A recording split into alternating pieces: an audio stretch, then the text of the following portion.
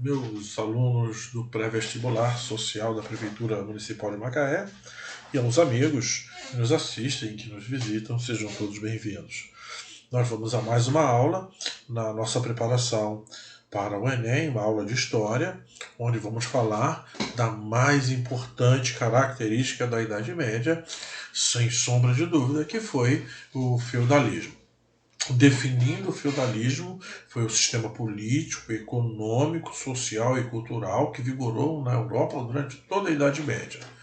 Político, porque regrava as formas de poder dentro da Idade Média, por toda a Idade Média. Econômico, porque também regrava o que se produzia, como se produzia, onde se produzia, que é a forma de produção econômica da Idade Média, que é uma forma ruralizada. Social, porque regrou, que estabeleceu, os limites sociais, as formas, as classes sociais dentro dessa Idade Média. E cultural, porque o conhecimento esteve a cargo da Igreja Católica, que vai ser uma instituição cultural importante e influente. A origem do feudalismo está na crise do escravismo do Império Romano. O Império não tem mais para onde se expandir, não tem mais de onde trazer escravos, e uma sociedade escravista sem escravos, ela tende a desabar, a caducar. E esses escravos que começam gradativamente a se transformar em camponeses, em servos, passam a ser a mão de obra produtiva dessa região que antigamente era o Império Romano. As invasões bárbaras nós já vimos aqui numa outra aula. Os francos, por exemplo, vão criar novos reinos na parte ocidental do Império Romano, na porção ocidental, e isso faz com que surjam novos modelos, onde se vão fundir os costumes do Império Romano, a cultura do Império Romano, os hábitos, com a desses bárbaros. E essa será uma uma sociedade ruralizada, porque viver nas cidades não se tem forma de sobrevivência. As cidades são esvaziadas. Nós vamos ver que essas cidades perdem o sentido no momento em que novas invasões, já agora nesses novos impérios, dos impérios de povos bárbaros que se cristianizaram, essas novas invasões ameaçam a vida desses camponeses, das pessoas que vão então para o campo, ruralizando essa sociedade feudal. Nós vamos analisar a sociedade e as relações servis. A sociedade diz-se dela que ela é estamental. Ela possui estamentos com pouca mobilidade social. Não é possível se migrar, se ascender socialmente. Por isso disse dela que ela é estamental. Nós vemos na imagem, aí no slide, que nós temos no topo dessa sociedade o rei, que começa a ganhar um aspecto meio figurativo, passa a ser só mais um senhor feudal, só mais um dono de terras, e abaixo do rei nós temos a nobreza e o clero, que são muito bem beneficiados, não pagam impostos, têm privilégios, por isso não vão querer que essa sociedade se transforme, vão usar a nobreza do seu poder de militar, que são os cavaleiros, para impor, para manter essa sociedade assim, com seus privilégios, e o clero que vai usar do poder espiritual. Os padres ensinam circunstancialmente que não se deve questionar a sociedade, porque foi Deus que fez assim. E por último, o povo que sustenta os demais grupos sociais. As relações servis, as relações são regidas por obrigações dos senhores e dos servos. Os senhores sustentam e protegem os servos. Sustentam porque eles cedem a terra para que eles possam ter o seu sustento, a sua forma de sobrevivência. E protegem contra prováveis invasores, que as invasões vão continuar acontecendo. Essa é uma função, inclusive, dos cavaleiros. Os servos têm uma lista considerável de obrigações que eu separei aí 5, para que a gente tenha uma noção de que aquele escravo, né, do Império Romano que se torna servo não tem muita diferença. É uma linha muito tênue que separa o escravo do servo. Uma das primeiras obrigações, uma das principais obrigações do servo era a corvéia. Dias de trabalho prestados nas terras do senhor feudal. Trabalho continua sendo coisa não de escravo, mas agora de servo. A talha, toda a produção agrícola que os servos tiram da própria terra que eles trabalham, né, onde eles vivem, que não é deles, é 50%. Talha-se a metade, 50% pertence. Ele é obrigado, é uma obrigação que ele tem que dar ao senhor feudal. As banalidades, os servos precisam alimentar os seus animais, eles precisam de água para mover moinhos, eles precisam de moenda, isso tudo pertence ao senhor, e toda vez que o servo usa, ele paga uma taxa por usar essas ditas banalidades. A mão morta, quando um servo morre e os filhos querem continuar na terra, tem de pagar um imposto extra, tem de pagar uma taxa extra para ficar. Se não, nessa terra, se não for do interesse do senhor feudal que ele fique, ele será expulso da terra. E o tostão de Pedro refere-se ao dízimo, a 10ª parte da sua produção agrícola, que ele tem que pagar à igreja, né? É o chamado tostão de Pedro. Define-se a política no feudalismo como descentralizada, ou o poder político é descentralizado. Ele está fragmentado. Quem exerce o poder político de fato são os senhores feudais. O rei passa a ter uma função muito figurativa, ele passa a ser só mais um senhor feudal. Ele não tem mais aquele poder que tinha no Império Romano. A chegada dos povos bárbaros, a desagregação do sistema escravista provocou essa transformação. E aí, mas para que o rei não seja totalmente descaracterizado ou extinta a sua atuação, a sua figura, cria-se, importa-se dos povos bárbaros uma cerimônia, uma relação de dependência chamada suzerania e vassalagem. Os francos, os germânicos de um modo geral, onde estão inseridos os francos, eles tinham essa relação de fidelidade. E aqui ela está se repetindo em outros modos adaptados ao feudalismo, à Idade Média. O suzerano era o doador das terras. Ele tinha um poder maior, ele já é herdeiro desde do Império Romano, ou por conquista, ou por hereditariedade de terras, e ele cede a um outro nobre o uso dessas terras, e esse nobre passa a ser seu vassalo, o seu recebedor de terra. É muito interessante que a imagem mostra para nós uma cerimônia de cessão das terras. Muito importante. As terras não são dadas, elas são cedidas. É preciso se ter em mente que no feudalismo existe uma diferença na posse da terra, uma diferença marcante, que não se dá, não se vende a terra, se cede por empréstimo. E aí nós vamos ver nessa cerimônia um vassalo beijando, né, o seu senhor na cerimônia, jurando fidelidade a ele.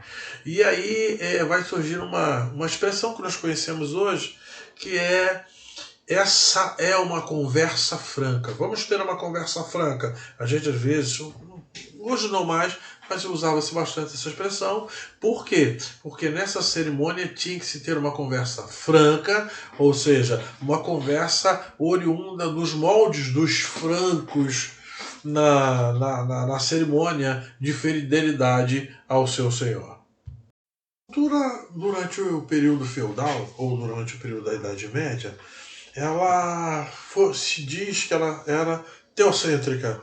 porque ela esteve a cargo da igreja e todos os preceitos, todos os conhecimentos, a própria filosofia, a forma de viver, todas as ciências partiam do pressuposto de que Deus era o centro de todas as coisas.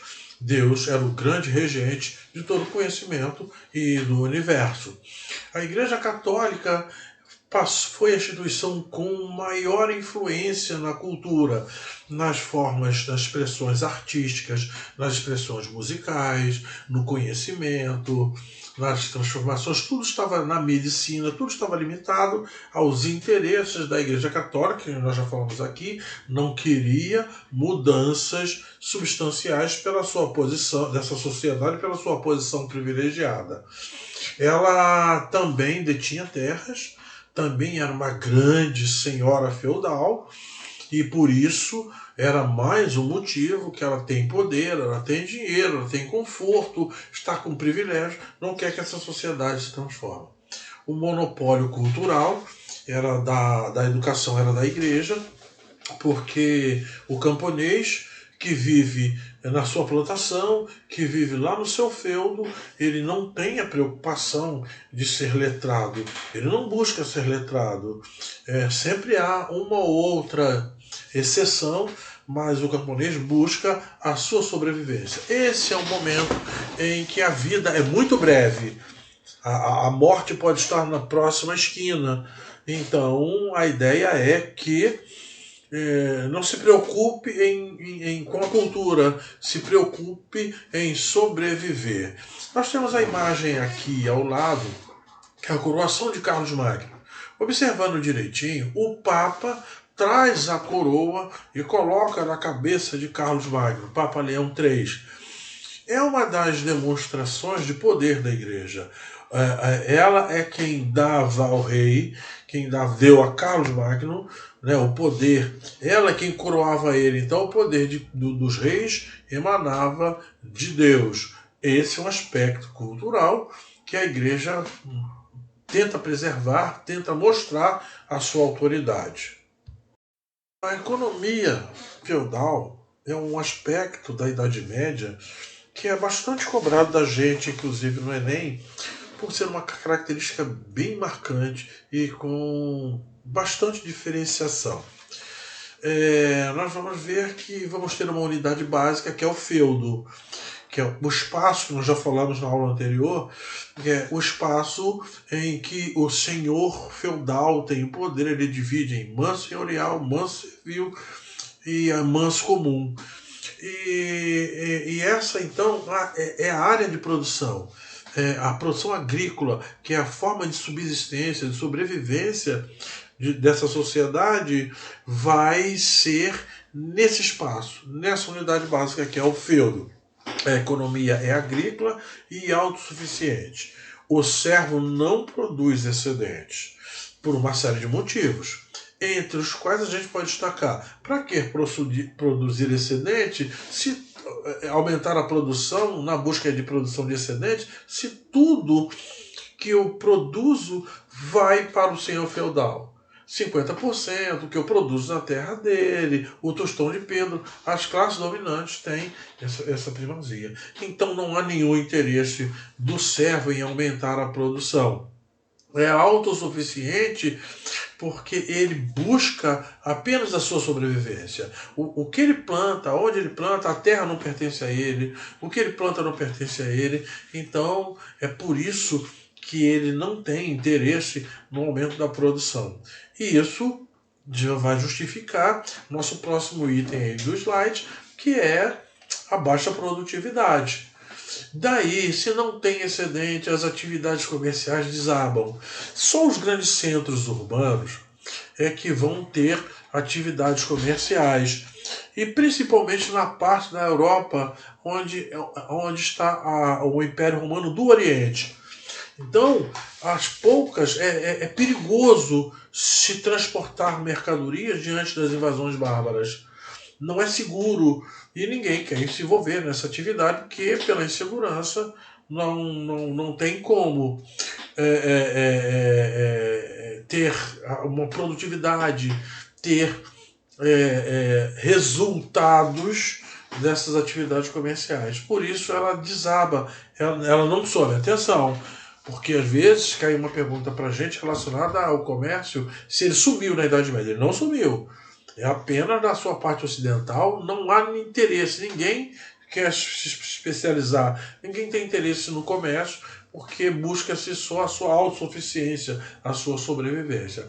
A economia monetária também não tem sentido, não tem comércio, a economia monetária cai, usa-se muita prata, muito ouro, busca-se muita prata, muito ouro, mas não se busca moeda, se tem moeda de troca. Cada senhor feudal há uma unidade, né? O poder é descentralizado. Então busca-se, usa-se pouco a moeda. Por isso a economia monetária, as trocas, desculpa, são in natura, produtos por produtos agrícolas. O feudalismo funcionou perfeitamente até o século XI. A partir do século XI ele começa a entrar na sua crise, que vai culminar no século XIV. E aí o sistema começa a se desagregar. Bom, o primeiro fator que demonstra que o sistema começa a se desagregar é o renascimento das cidades e o renascimento do comércio. Porque dentro do sistema feudal eles não tinham espaço, mas agora começam a surgir cidades comerciais, cidades especializadas na importação de produtos para vender nas feiras tais quais, nós conhecemos ainda hoje, uma área específica, montam-se barracas, levam-se para lá os produtos e aquela compra e venda. Já dá para se perceber que haverá também o resgate da moeda, a importância da moeda. Então o sistema está todo confuso, o sistema já não está mais funcionando perfeitamente. Vai surgir nessa questão desse comércio, dessas feiras, dessas cidades comerciais, vai surgir uma classe de comerciantes que vive nos burgos, por isso vai era o nome de burguesia. E essa classe começa a comprar produtos agrícolas para vender nas feiras, começa a importar produtos para fortalecer o seu comércio, e isso faz com que aumente esse comércio. Aumentando o comércio, aumentando a melhoria da qualidade de vida, faz com que haja também um aumento populacional. E aí, essa população começa a inchar as cidades. Os camponeses começam a abandonar, começa a ter a informação de que a cidade se vive melhor. É possível se comercializar, viver a vida do comércio. Então começa uma migração sistemática até pela volta da insegurança no campo. Além disso, também alguns nobres começam a migrar para a cidade. Por quê? Porque contestam o direito de hereditariedade. O que é isso? Pela regra da Idade Média, só tinha direito à herança quando o pai morria o filho mais velho, o primogênito. Os outros passavam a pertencer, passavam a ter que obedecer o filho mais velho. Isso causava muita insatisfação, ou os filhos mais novos ou iam para o clero, ou então eles iam para as cidades em busca de outras oportunidades. Esse inchaço fez com que a igreja começasse a tomar medidas no sentido de aliviar essa pressão social, e uma das medidas que ela tomou foi as expedições para libertar a Terra Santa dos muçulmanos. Essas expedições foram chamadas de cruzadas e que também conseguiu libertar, expulsar os islâmicos, os árabes, do controle do Mediterrâneo. Esses árabes que controlavam a vinda de mercadorias, a circulação de mercadorias pelo Mediterrâneo, são expulsos. Isso vai dar um outro oxigênio, uma outra força, um aumento do comércio. Mais um fator de desagregação do feudalismo, daquela sociedade feudal. Bom, como se não bastassem esses fatos, nós vamos ver que no século XIV vão acontecer uma série de eventos envolvendo uma política de crise. Bom, a saída de uma grande quantidade de mão de obra do campo para a cidade, essas cidades comerciais, faz com que baixe a produtividade, diminua a produção agrícola de gêneros, e isso faz com que haja uma grande epidemia de fome. Como se não bastasse, essas mercadorias importadas do Oriente trazem uma doença nessas mercadorias, e é uma doença chamada peste bubônica que vai matar 1/3 da Europa. E isso mostra uma insatisfação, uma desagregação. A chamada peste negra, como ficou conhecida, ela liquida muita gente, mata muito rápido, ela é terrível. Junte-se a esses dois fatores, uma guerra envolvendo França e Inglaterra.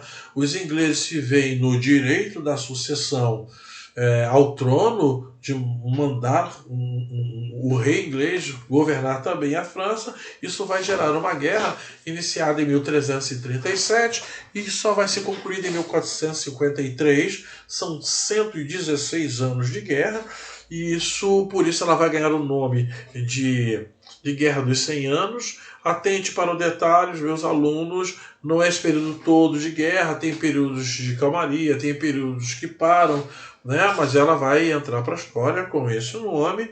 É essa guerra que revela a figura icônica de Joana d'Arc, e aí nós vamos ter então a sociedade feudal se desagregando.